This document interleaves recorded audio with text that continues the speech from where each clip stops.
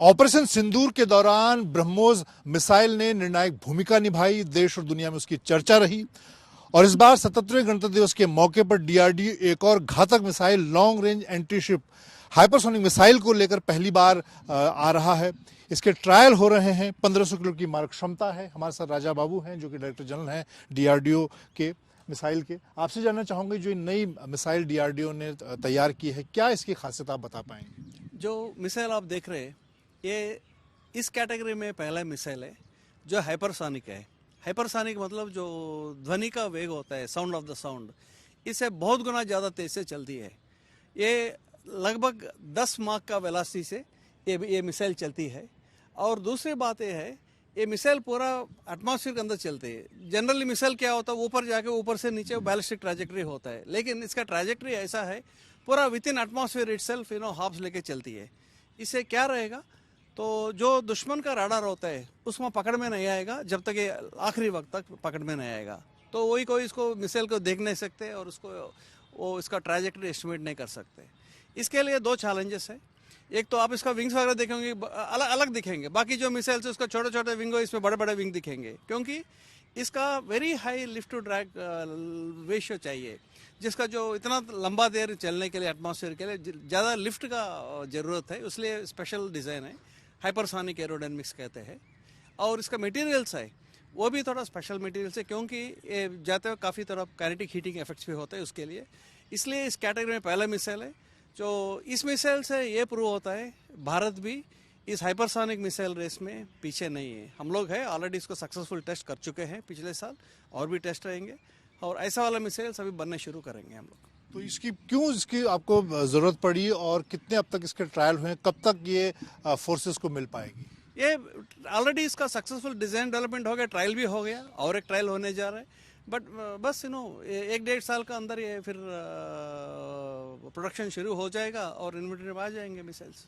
हमने देखा कि ऑपरेशन सिंदूर के दौरान डीआरडीओ की डेवलप की बहुत सारी जो मिसाइल थी उन्होंने बहुत निर्णायक भूमिका निभाई, चाहे ब्रह्मोस की बात करें, एमआरसैम की हम बात करें, आकाश मिसाइल सिस्टम की बात करें।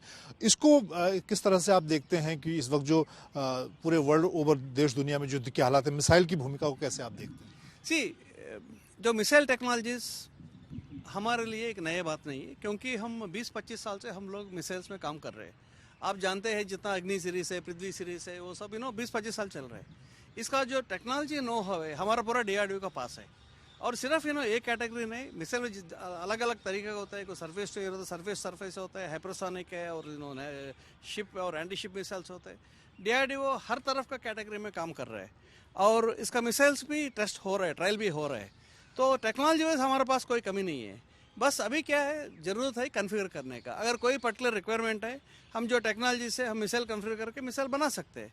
मैं आपको बोल सकता हूँ जो गवर्नमेंट का विजन है और गवर्नमेंट का उद्देश्य है आत्मनिर्भरता का, उसमें मिसाइल्स के लिए कोई प्रॉब्लम नहीं है। वो डीआरडीओ जो 1-2 डिकेड्स पहले से काम करते आ रहे, हमारे पास पर कंप्लीट नो हो है। आप देखें ना, हाइपरसोनिक अभी 2-3 साल से दुनिया में बात हो रहा है हाइपरसोनिक का। हमारे पास मिसाइल ऑलरेडी ट्रायल हो चुके हैं। हमारे पास और भी वेरिएंट आएंगे, आप देखिए 1-2 साल के अंदर और भी वेरिएंट ट्रायल्स के लिए आ जाएंगे हम लोग। इस कैटेगरी में जो long range anti ship missile है ये एक तरह से पहली बार डीआरडीओ ने तैयार की।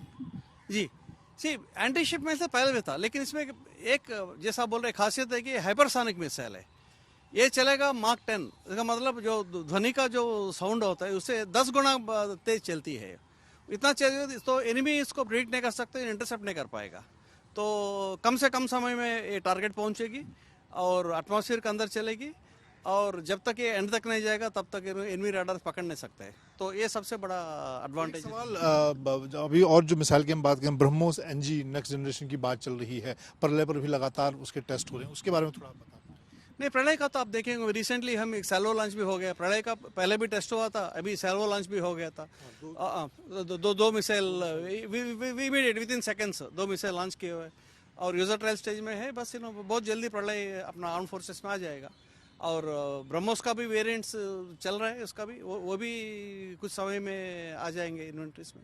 आपको एक आखिरी सवाल, आपको लगता है कि डीआरडीओ और भारत एक तरह से मिसाइल, अलग अलग कैटेगरी की जो मिसाइल हैं, चाहे हाइपरसोनिक हो, सुपरसोनिक हो, सभी कैटेगरी में मिसाइल एक फोर्स के तौर पर, अब क्योंकि सेनाएं भी चाहती है कि मिसाइल फोर्स बने, उसमें कहीं ना कहीं भारत एक लीड ले रहा है।